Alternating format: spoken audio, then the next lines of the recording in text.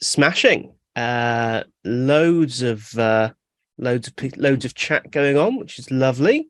Thank you again for joining us all. So I don't want to waste too much time at the start of this session because I think there's a lot to discuss, a lot to unpack. I'm sure there's going to be a lot of questions along the way. So just a few really quick things. Thank you for joining this Learning Network webinar. Our presentation today is actually from one of our wonderful industry partners who help support the network in a number of ways, including running these fantastic sessions. So obviously, please show your appreciation during the webinar itself. Also, remember, you can continue any conversations that kick off here in the Slack group after this session is run. And in terms of other upcoming events, the events section of the website will detail everything that's coming up. There is the Learning Technologies Showcase in just a week or so, a couple of weeks in Birmingham. We'll be at the Learning Tech conference in May, and we also have webinars throughout April, May, and June all planned. So, without further ado, I am going to basically shut up and get out of the way because you're not here to listen to me, and hand over to our presenter for the day. Mehdi, over to you.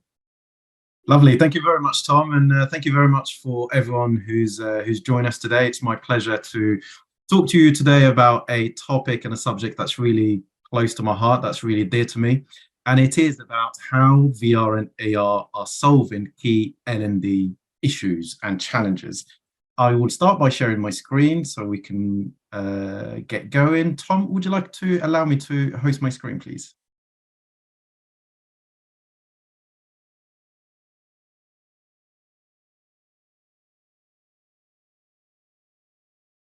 Tom, can you hear me?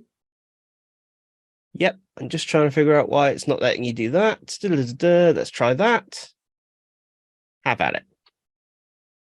Perfect. Now it's working. Great.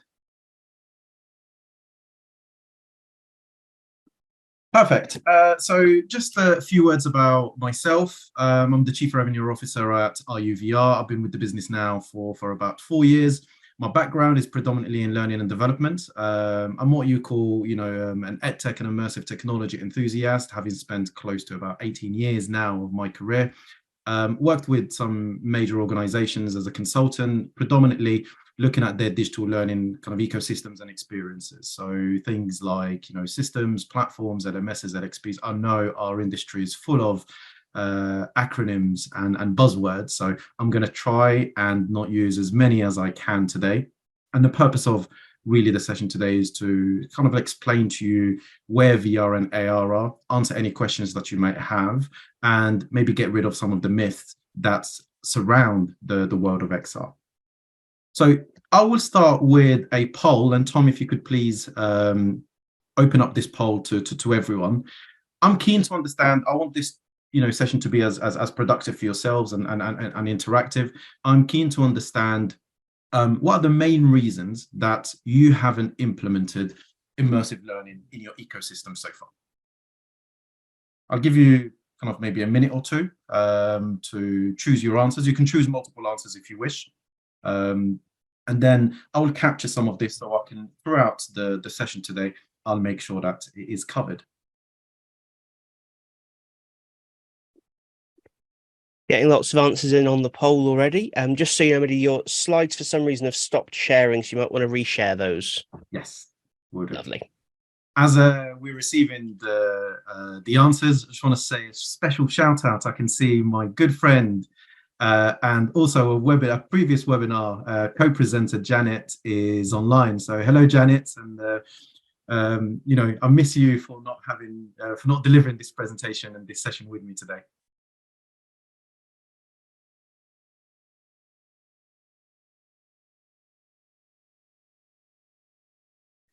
Great, so I can see that some of the answers, I'm just writing them down here. So we have cost, 50%, lack of skills, not scalable,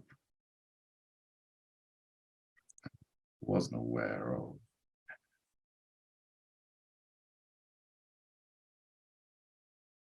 Perfect. Thank you very much. I've captured all of the answers. I am great. it's great to hear that no one has picked "Don't believe in the tech," and I purposely put "yet" in between brackets.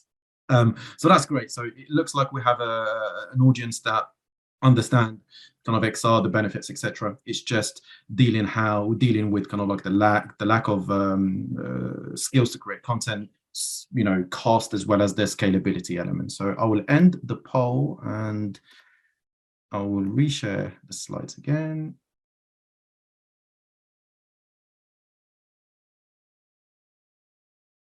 Perfect. So first things first is we're going to talk about one of the key things that is being talked about here, which is around kind of, the acronyms. So we hear a lot about VR, AR, XR, MR every day, every year you wake up, there is some kind of like new buzzwords and new terminologies that comes up.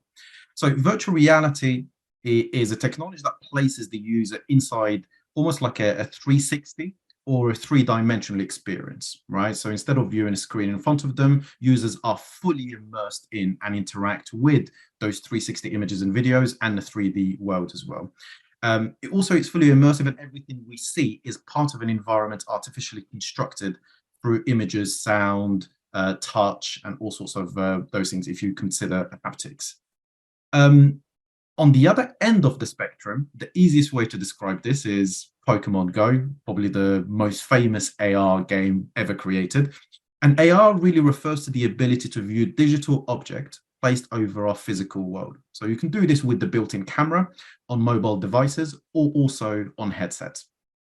Now, when you mix the two technologies, you're going to end up with this hybrid technology that makes it possible, for example, to see virtual objects in the real world and build an experience in which physical and the digital world are practically, you can't distinguish between the two. So that's what we talk about mixed reality.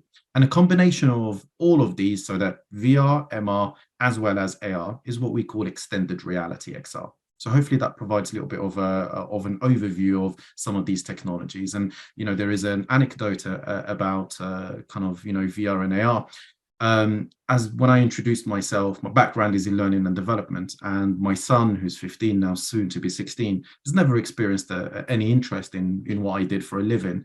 When I told him I'm in learning and development, he thought, what, for adults or for kids? I said, oh, no, for adults. And he thought genuinely that learning finishes when you get your degree at university, and why are we training adult and grown people? little does he know. And then 4 years ago, I arrived home with some VR headsets in the bag, and I happened to be just emptying the bag in front of him, and he saw a VR headset, and the first kind of feeling and comment that he said is like, "What are you doing with VR headsets?" And I said, "Oh, that's my new job.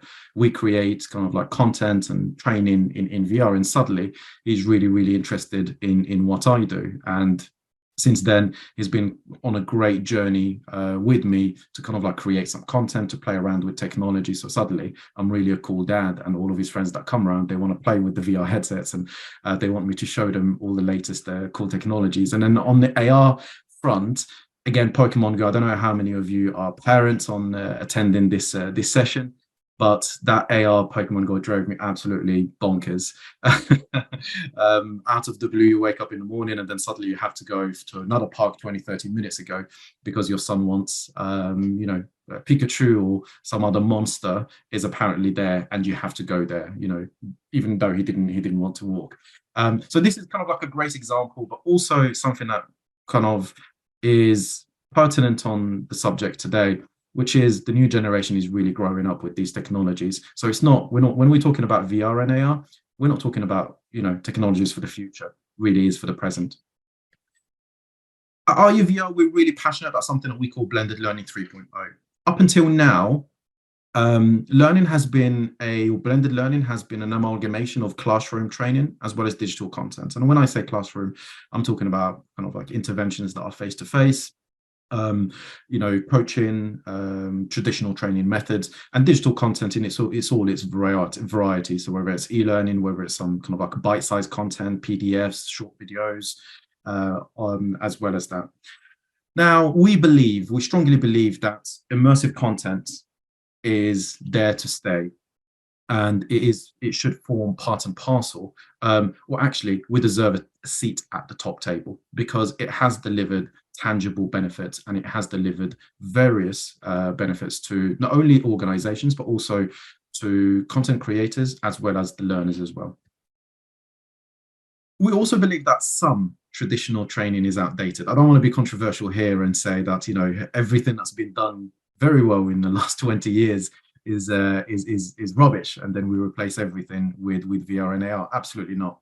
Accenture research recently proves that learners almost forget 70% of training content within 24 hours. And then a more recent study by Training Industry has the outcome is that 90% of learning content is forgotten after just 1 week after traditional training. Now, this is alarming because, you know, as I said, my background, having been in L&D as a consultant, has been kind of designing and deploying a lot of face-to-face intervention as well as some digital content. So we can't just say not all of it is working, but in our opinion, it's a bit outdated. So it needs to be looked into in terms of the benefits, the personalization, but also with everything in life, it's about that blended approach. One size doesn't fit all anymore. Also, training employees is challenging for many businesses now. So in the past, you might have sat in meeting rooms, watching videos, you know, discussing sensitive topics. So normally these videos feature dramatizations depicting the subject with a narrator breaking down the event. Some of that can be seen as digital content. So some of the e-learning now is not engaging. It is passive. It's what we call, you know, when you're a passive recipient of knowledge and you're not an active participant, and you do a lot of learn by watching as opposed to by doing. And also the classroom training and PowerPoint is a lot of it is theory focused, easy to forget, and then, you know, very easy to be distracted. As we know these days, we all have these, and these are with us everywhere that we go, whether we're in training, whether we're in meetings. And it's normal habits that, you know, we have Slack, Teams, emails. We're all waiting for important kind of like project updates. The minute that email lands or that message lands, you've lost your attention completely. When we compare immersive learning and to traditional learning, we'll do a comparison. What we find is that the immersive learning provide a lot more benefits than traditional learning. And then I will come to back this up. Immersive learning, that is very interactive. The experiences are also very personalized. The way that you create experiences, what you can do is you are able to really create different paths for different learners. So you have one experience, say 10 different learners can go through 10 different paths and outcomes based on very simple pathways and based on simple behaviors that you can create. It provides you with behavioral insights because behind everything in our platform, there is a data and analytics section where you are able to see where people are spending most of their times on, and whether when people are failing, why are they failing? Is it because it's too hard, or is it because there is distraction, or is the process is not working? There is a return on investment, clear. It's backed by data. The involvement is the learner, they're active. So it's not e-learning where you just have to press next. With immersive learning, you can't progress, you can't do anything unless kind of you answer those specific questions or you interact with those objects. So again, it's that learn by doing as opposed to learn just by watching or answering question. The speed to proficiency, it's kind of like easy click to type of learning. It's dynamic and it's distraction free, because with immersive learning, there are 3 ways where you can access the content. You can do it using the VR headset. One of it is just behind me over there. You can do it just using a browser or mobile apps. Now, the 2 latter options are very important for scalability because we're not at a model or a situation yet where every household has a VR headset. We get in there because the headset manufacturers, the likes of Oculus, the likes of Pico and HTC, they're creating really great headsets that are lighter, smaller, and cheaper. So again, that makes it more scalable and more affordable for households. But what we're seeing is a lot of organizations now starting investing in these headsets because they're not just like a one-time use type of devices, but they can be utilized in different scenarios, using different platforms, using different training methods as well. Now, the data. A mixture of PwC, etc., and Oculus, as well as our own research, has shown that how does VR and AR really help learners? What you will find is that it helps increase retention by up to 90%. The reason behind that is because you learn by doing, not just by watching or just by clicking. And there is nowhere to hide in immersive learning. With learning, it's about changing behaviors. Now, how do we ensure that we're changing behaviors in learners, right? Because at the end of the day, we don't want people just to pass a course. We don't want people just to, to answer correctly all of those answers. We want people to really acquire skills and knowledge they need, right? And with immersive learning, you are able to do that. The exercises that the individual has to do, at the end of it, they need to demonstrate that skills, that knowledge and skills acquisition, not just by answering that poll or that exercise, it's actually by showcasing that they have learned that specific skill.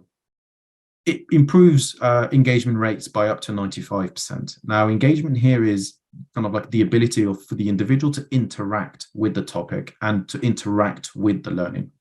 As I said, the data behind a lot of the VR and AR modules, you get heat maps of where people are looking at in real time and where they spend in a lot of their times, but also when they fail in like an exercise, you get that data to back up, well, the reason why they fail in it is because of X, Y, Z.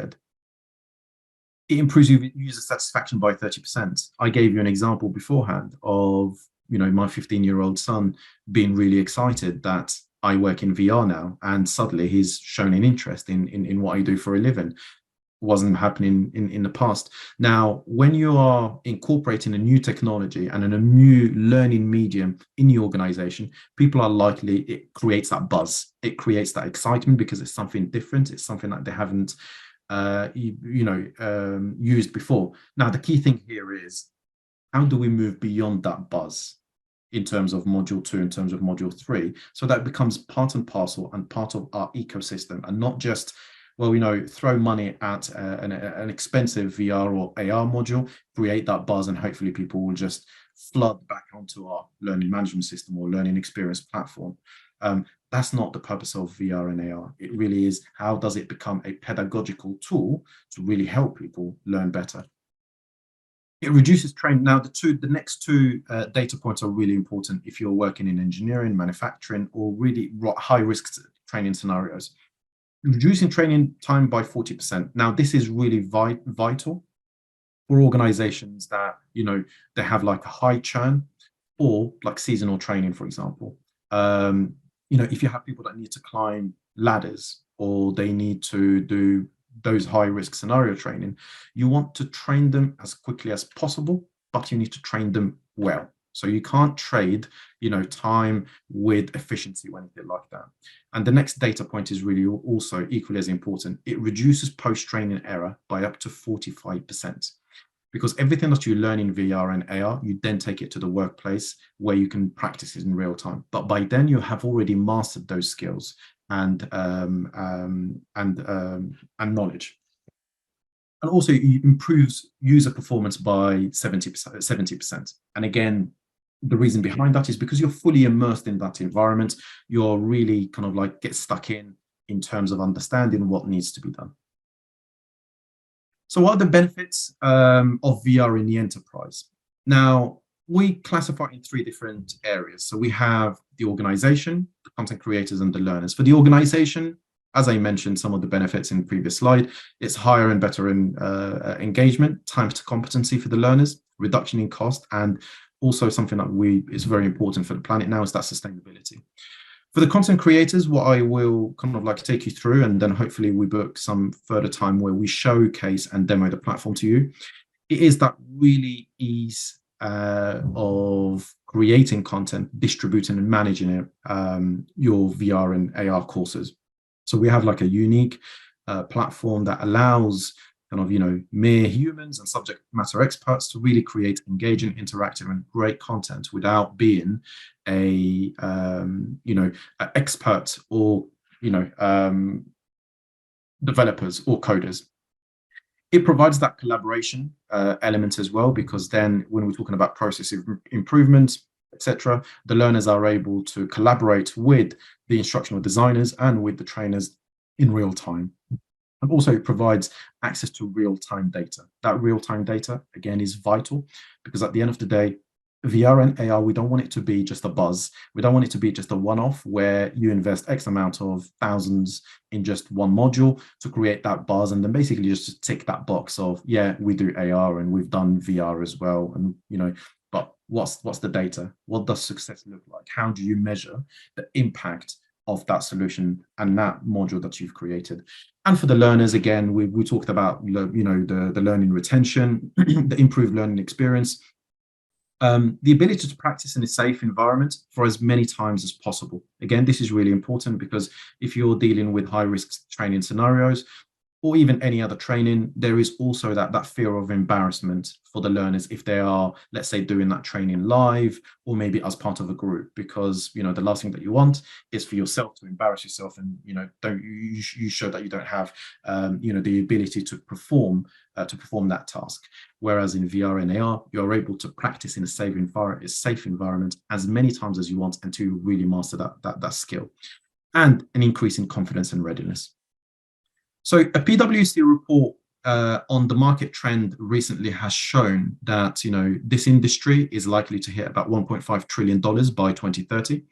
And the reason behind that is because if we talk about software, hardware in terms of adoption, now software, it's becoming more and more popular.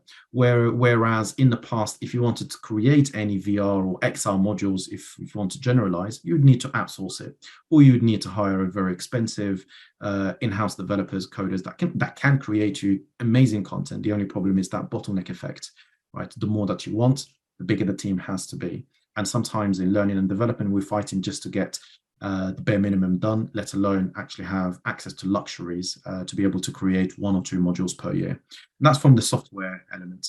And then from the hardware, well, hardware used to be very expensive, very clunky, very big. And also there is a perception that it was just for gaming. So the reason these are the 2 reasons that actually a lot of organizations now are starting to really invest in XR. So going back to the poll that we did at the start, where some of the the reasons why immersive learning hasn't been implemented in the organization, we talked about cost, we talked about lack of skills to create content, we talked about maybe it's not scalable. So these are the kind of like the 3 things that we will cover in the next few slides, and that's something that we touched upon very, very briefly. And also, below, you are able to see that actually the adoption of VR and AR, VR is predominantly more prominent than AR today. AR has a lot of great benefits in terms of marketing, in terms of sales, in terms of that wow factor. In my opinion, VR has more pedagogical benefits. This is one of my favorite studies that was done by PwC recently, and the study is around the efficacy of soft skills training. And this is something that they've done in 2020, large pool of people covering mainly soft skills. And that soft skills is an area where a lot of people kind of don't take VR and AR very seriously. A lot of people agree that maybe for high risk training scenarios, VR is great, maybe just doing it for, say, virtual tours or virtual walkthroughs, but soft skills, there was a question mark over it. And what they found is really astounding. So in terms of time to complete the training, for that specific module, it took 2 hours in the classroom. E-learning, it was in 45 minutes, and VR, it was in 29 minutes. Now, we're not saying here, pack our bags, let's replace everything that we do with virtual reality, and then we just move on. Absolutely not. It really enhances our kind of notion that, blended learning 3.0 is really important. And now XR has a seat at the top table. This fully demonstrates that. And what you are able to see, also part of the study, is that VR also, people that trained in VR, they're 275% more confident to apply the skills learned after the training. Again, when we're talking about organizations that deal with high-risk training or high-risk scenarios, you want people to feel confident, not only to have the skills and knowledge they need, but they need that confidence to be able to apply the skills or to be able to do those, dealing with heavy machinery or, dealing with working at height. So jobs that actually confidence is really important for. Also, they are almost 4 times more emotionally connected to content than classroom learners because you're fully immersed in that environment, because you're provided with an environment where you can practice in a safe way as many times as you are possible, as you can and you want. Then you need to be able to be emotionally connected to that content, and 4 times more focused than their e-learning peers. Again, I could have easily put a poll here to say how many people paid 100% attention when they were doing an e-learning course, right? And not be distracted by emails on my second screen or maybe my phone or anything like that. I was one of them, unfortunately, especially when we're talking about really boring mandatory training, like, I shouldn't say this, but but excuse me, that's part and parcel of, kind of why immersive learning, or people that trained in immersive learning, are 4 times more focused than their e-learning peers. Part of the same study, they found that training using VR is more effective in achieving learning outcomes, and it helps a lot also with employee satisfaction, with learner flexibility, with confidence building, also being in a comfortable learning environment, higher information retention, as well as improved retention. To reiterate, in VR, there is nowhere to hide, right? The data will tell me exactly where you're looking at in real time, where you're spending a lot of your time on, what you're getting well, what you're doing well, what you're struggling with. And that data is not used to almost like beat up learners. It's really used to improve the processes. It's to really understand, are these learners, are they changing their behaviors, or are we just, doing a tick in the box with them?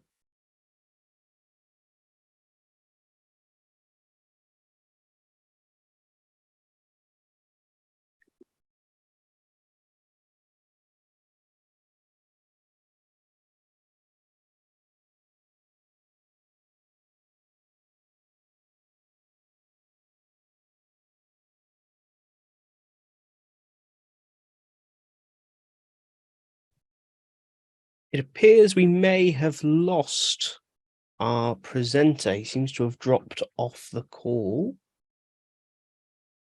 Let me just check. Yes. Oh, there we are. We're back. Hello? Hello. I have no idea what happened. Wouldn't be a webinar without some technical glitches, right? Absolutely. This is how you know these are live and not pre-recorded, I like to think. That's lovely. I've made you a co-host again, so let's just dive back in. Perfect. I don't know what happened, so apologies. I'll go back to exactly where I was. So these are the benefits. Tom, I noticed there was a question from someone, but I wasn't able to see it.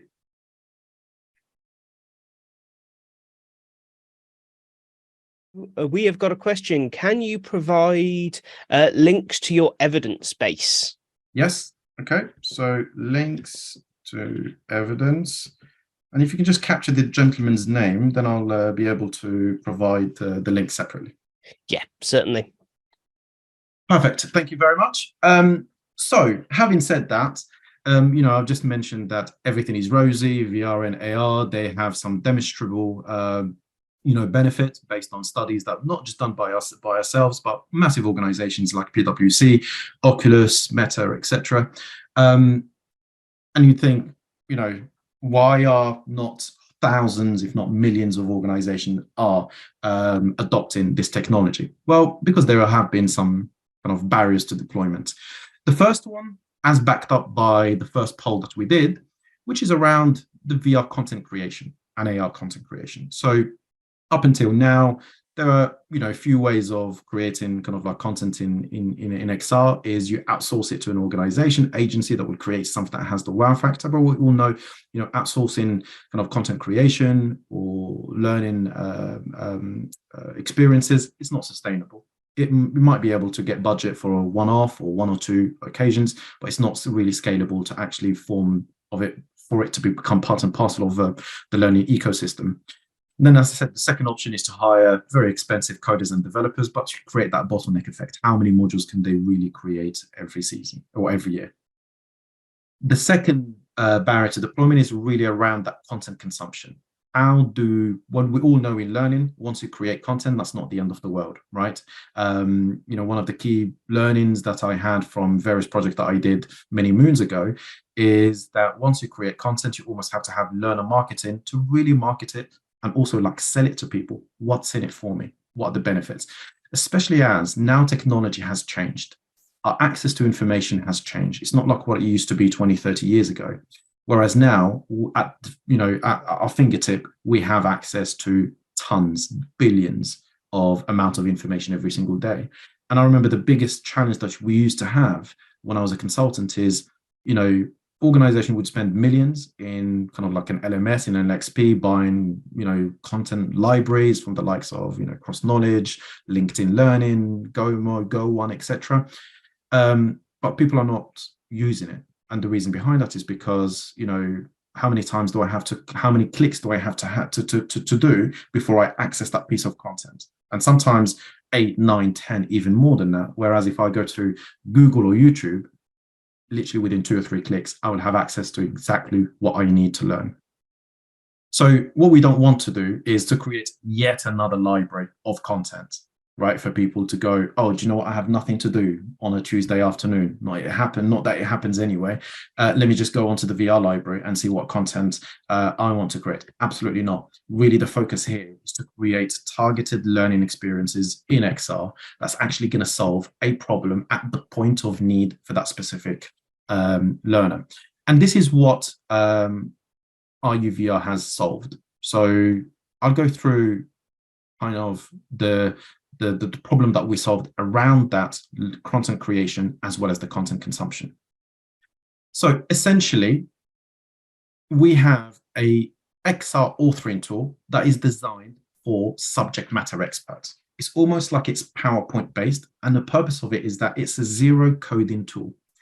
Subject matter experts like yourself, me, are able to create content without writing a single line of coding, without being an expert in virtual reality coding, in writing codes or anything like that. It's a simple drag and drop. But the beauty of it is we've created behaviors that allow you to create pathways and create behaviors very simply and easily put.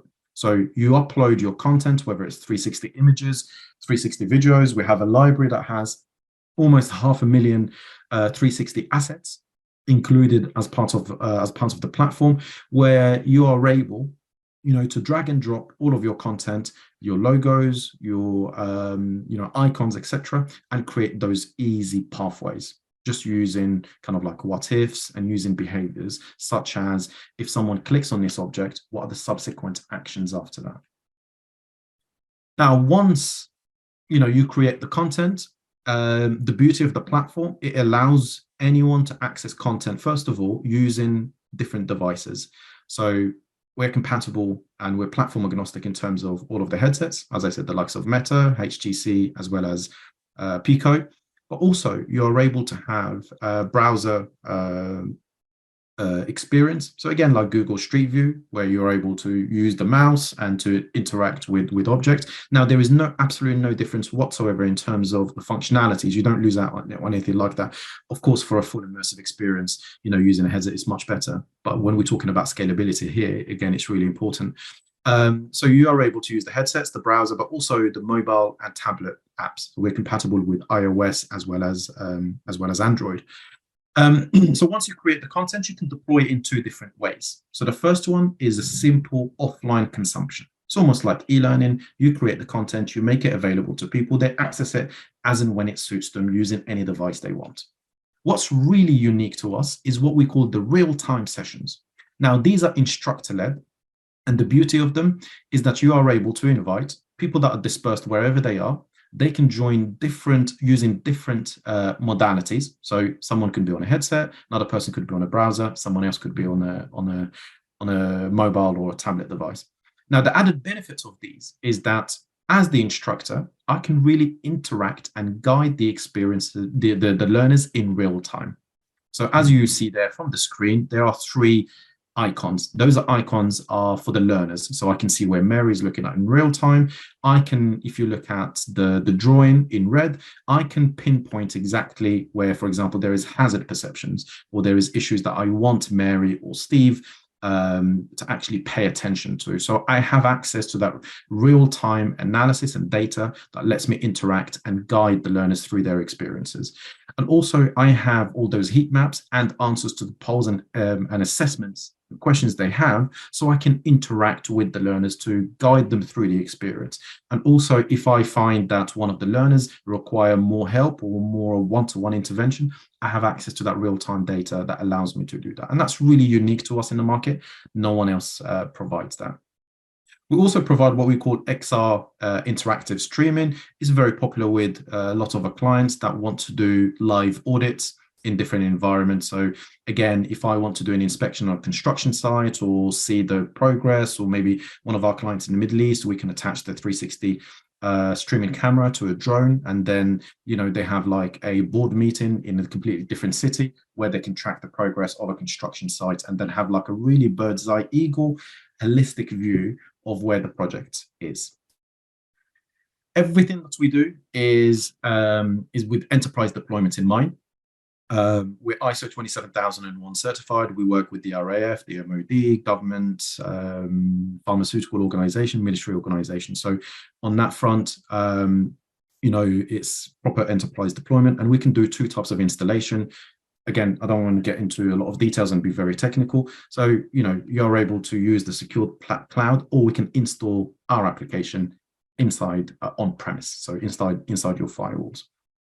Now, how do you integrate everything that I said inside your learning ecosystem? Because at the end of the day, what we want to do is we want to incorporate the XR technology inside the learning ecosystem so that it's not just a one-off intervention. It's not just like a buzz thing or like you invest in. We want it to be part and parcel of your ecosystem. Now, with the content that you create, you can also export it in a SCORM file and host it on your learning management system. Now, this is great for multiple reasons.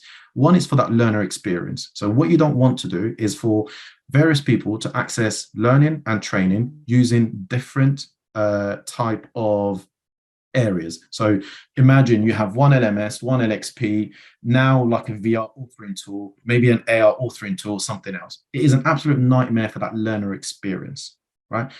Whereas with us, you export the content in a SCORM 1.2 3004 XAPI, and you host it on your learning management system. Because the platform allows you to do that real-time session, it becomes like a learning delivery platform as well. So, you have your Vilt, you have your smart classrooms, etc. With ARuVR, it becomes part and parcel of that. It's also part of the learner experience because content can easily be, accessed, downloaded, and the data sits there as well. And if you host it if you export it in a SCORM file, of course, all of the data sits in your learning management system.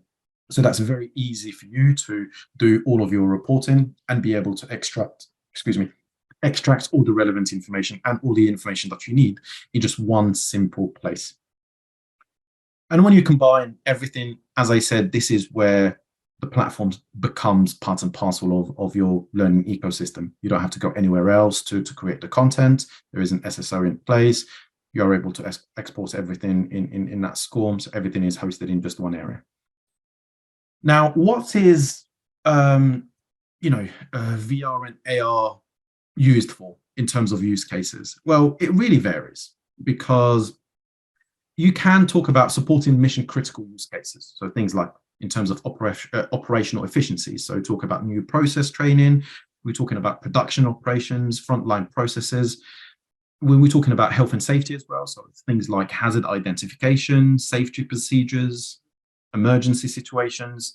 If we're talking about customer services, so frontline employee, things like customer excellence programs, diversity and inclusion, handling difficult questions, empathy training, hiring, onboarding, etc.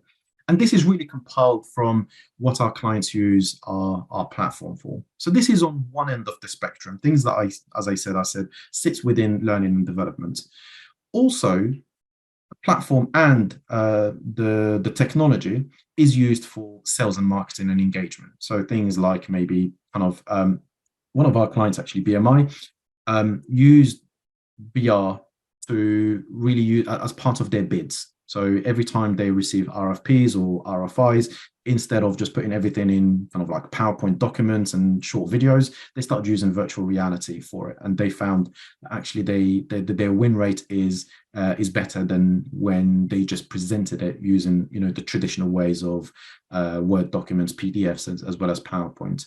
So construction visualization, again, is another great example of that. Virtual tours, walkthroughs of buildings, etc., as well as events and exhibition. Now, I'm not, the more events that you go to now, the more that you see, there are stands that have VR headsets there for people to have some sort of experience, whether it's to do with their product and services, whether it's something different, but you see it more and more being prominent now. So in terms of what we can help with, so we can do like an end-to-end solution for clients, or they can just purchase a license to access our platform, where we provide them with full training and empowerment on how to use the platform. So if you decide to go with just the platform access, it's on an annual basis. As I said, it includes the 360 camera, all the tools that you need to be able to be empowered to create content by yourself. On the other end of the spectrum, we can help with things like pre-production, so XR strategy. So I hold these sessions with my clients where we talked about what are the key learning objectives, why is VR or AR more important part of that learning strategy, what is the value proposition for VR given your business objectives, because at the end of the day, we don't want to do just VR for the sake of VR. Also, what are the pain points of the current program? But more importantly, how will you proactively and effectively measure the success of VR? This is really important, because at the end of the day, everything that you need to create, it needs to be linked to an ROI or an ROE model. So we can help with that XR strategy as well as instructional design. We have them in-house. In terms of the production, we can help with all the filming, with building the experience, and for the post-production as well, we can do the hardware setup, rollout, success, and performance analysis. As I said, the core of the business really is that subscription to the platform, because that's when you get your higher return on investment, and more importantly, that's when you can build as many of those experiences as you want. As I said, we also provide an end-to-end enterprise solution in terms of we provide, the cameras, the headsets, the hygiene, as well as the professional services. Now, there is absolutely no limitation in terms of where VR and AR is used. It's used across different, industries, whether it's medical, engineering, banking, government affairs, tourism, as well as educational institutions like universities and colleges. We work with some of the largest organizations in the world. You might think, why are some in colors, others are grayed out? The reason behind that is because I want to share with you something that's really important. 80% of our clients have never created any VR content in the past. So when we developed this training and onboarding program that actually takes all of the content creators from having never built anything in the past, actually being proficient, efficient, and confident to create content by yourselves because of the platform's no coding, as well as the training that we provide. Don't take our kind of like word for it in terms of whether this is scalable, whether this actually means anything. We've won a lot of awards in the last 6 months, predominantly at the LPI Awards, which took place in February. We won silver in Learning Platform of the Year. Now, this is really, I'm really proud of that, because up until now, if you ask anyone, would you think that, a VR organization or VR platform would win silver in Learning Platform of the Year? Absolutely not. And we only came second to the World Health Organization, so I felt much better than that. And then also bronze in Digital Learning Transformation Program. We have some use cases with demonstrable data as to kind of like what we really help them with. The first one is Coca-Cola, where we've helped them kind of like with 15% increase in learning retention compared to traditional classroom training, and we work with them globally. 100% reduction in employee risk exposure. So one of the the challenge that they had, the reason why they incorporated this technology is because they wanted to really focus on zero accidents on in their plants. Also, 75% increase in efficiency to train employees. And at the end of that year pilot, there was zero accidents in those plants. With UCL hospitals as well, completely different use case in terms of industry and in terms of case study as well. As you can see here, there is up to a 75% increase in kind of learning and retention, a tremendous ROI in terms of the the number of learners that they've hired, as well as in terms of excuse me, number of hires that in terms of learners they have against the capacity of the course, and also 168% return on investment. So that's extra revenue that they generated from being able to attract more students and to train more students that are remote. So we're coming to the end of the presentation. I want to ask you another question in terms of, based on everything that you heard today, do you think virtual reality belongs in learning? Again, Tom is going to open up the poll.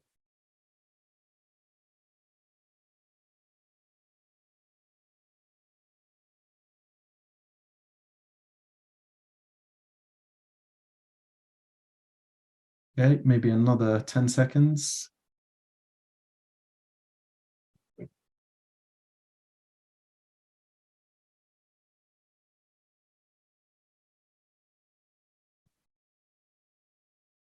Okay, thank you very much, Tom. So 90% agree that virtual reality belongs in learning. We have one person that says, not sure, convince me, which I would be more than happy to. So I've just shared the results with the participants.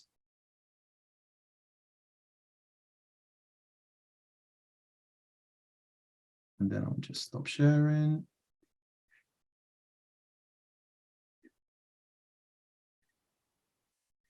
Great. With that in mind, we come to the end of this presentation in terms of how is VR and AR solving key challenges in learning and development. So as I said, it's really access to quality content, being able to create environments where people can learn in safe environments, practice as many times as they want.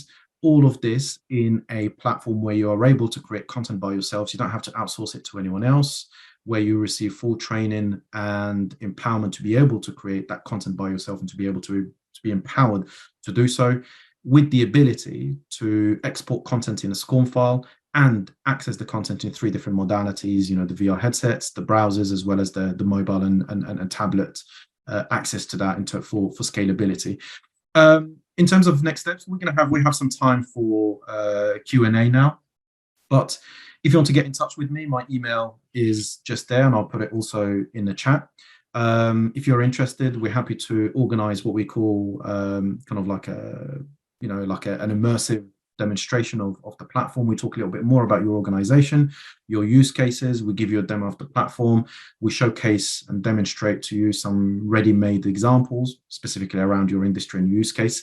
So please get in touch with me. My email is just simple, mehdi@aruvr.com. If you're planning on attending Learning Technologies, we're going to be there, stand E20, but also I'm going to be delivering 3 seminars with 3 different clients. So you'll hear more about kind of like the client's journey from adopting XR to the results that they've gotten from the rollout. So I'll shut up. I'll open it up. If anyone has any questions, please feel free, and I'll do my best to answer all of them. Brilliant. Well, thank you so much for that presentation section. If you have got any questions, now is the time to get them into the chat or drop them into the Q&A. But I know I've certainly got one maybe to kick things off. I think one challenge whenever there's a new kind of technology is that gaining that initial buy-in from kind of senior leadership to, whether or not we view it as a risk from their perspective, take the time and the financial risk associated with anything new. So what would your advice be for someone going to senior leadership to have those kinds of conversations?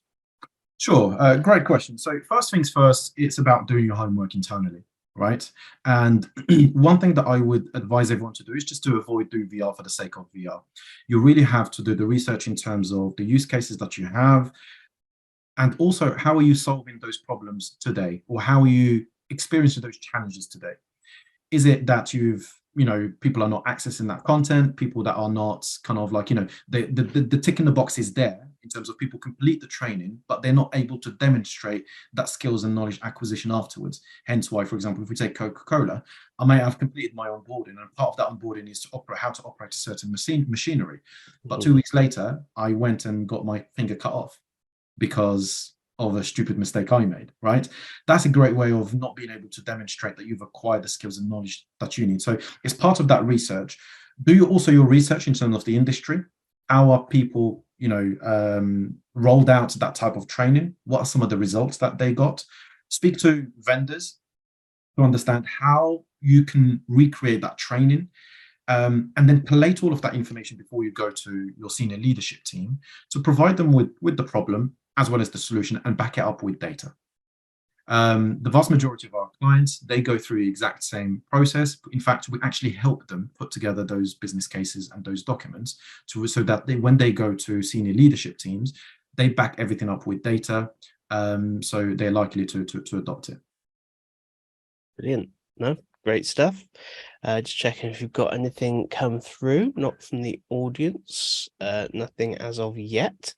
I guess then maybe a kind of speculative question for the future. One kind of conversation I quite often have with people, and have the opinion myself, is that the physical technology, be it headsets and controllers and all those kind of things, has come a long way in a relatively speaking short period of time. Yeah. But it still kind of feels like they aren't, I don't know, always kind of we're not quite the dream of kind of overlays over normal glasses or anything like that Google promised us kind of a decade ago, and then kind of went, oh, actually, this is harder than we thought. So, I mean, in your mind, what does the kind of next few years of development in that space look like? Are we going to see that? Is that going to be a reality, or is that probably further off than maybe the likes of Google might like us to think? No, absolutely. I think it's just around the corner. Again, if I just compare, headset sizes and ability in the last 3 years to what it is now, we've gone, it's a big step, right? Only about 3 years ago, even now it's still relevant, but 2-3 years ago, you needed kind of like a wired tethered cable from a headset to a laptop, and you just have like a gaming machine, etc. Now you don't. Right? With our software, for example, people are able to create that content and actually just have a Wi-Fi connection for the individual to be able to view that content inside the headset. And the headsets now, some of them are becoming also like XR headsets. So you're able to do virtual reality as well as augmented reality, all in the same experience, right? And that's something that we can build, and we help our clients build, is really that mixed reality experience, moving from using, for example, let's say the color pass-through on the headsets, to go from a virtual reality also to an augmented reality. Another point that I would like to address as well is around the costs, right? Now, there is this perception that VR and AR is really expensive. I don't want to invest 50,000 or 100,000 in investing to build kind of VR or AR modules. Well, let me tell you something. With our platform, with 20K investments, you will have access to the platform for 12 months to create as many VR and AR modules as you want, right? So that could be 5, 6, 7, 10. You do the return on investment in terms to understand how much a cost per module is, and then how many people are accessing it. And then you will get down to actually pounds per person creating content instead of hundreds of pounds per employee to access that piece of content. So just that last thing, it's a 20K investment. It's a year access. You will receive all the training, all the empowerment part of it. We'll also co-create that first module with you so that you will have something that is ready to be deployed right from day one. And a question from David in the Q&A, actually. Has the education sector considered VR or AR for teacher training as opposed to teaching students? Yes. Yeah, absolutely. So we work with the City University of London, University of Glasgow, here in the UK, Uxbridge College, Grimsby Institute, education institutes in the Middle East as well. We're actually, the training is not just for the students, but also for the teachers as well, right? Because there is also like a train the trainer approach. You can't expect to use a new technology to teach the kids, but miss out an important part of that pedagogical system, which are the Yeah. teachers. So absolutely, it's used to train the teachers as well as the student. In fact, we just got back from the Middle East a few weeks ago, where we delivered a project. We actually flipped the model. So instead of the kids or the students going through experiences in VR, the project was to empower the students to create content in VR themselves and present it back to the teachers and to the community, to be able to showcase that how easy it is to be able to create content, but also understand what is part and parcel of creating a VR experience, an AR experience, not just from being a consumer, put a headset on, play a game, but you need to understand everything part of that. So which was a great learning curve for them. Fantastic. Well, we are come to the end of our time. Thank you so much for joining us today and running this session. And there's lots to take away there. We've shared the link to the research paper with some of the data we were talking about earlier in the chat. Thank you, Bruce, for doing that. In terms of upcoming events, as Manny's mentioned, Learning Technologies is just around the corner. It seems to come around quicker and quicker every year, that and Christmas. So you'll be there. We'll be there as well.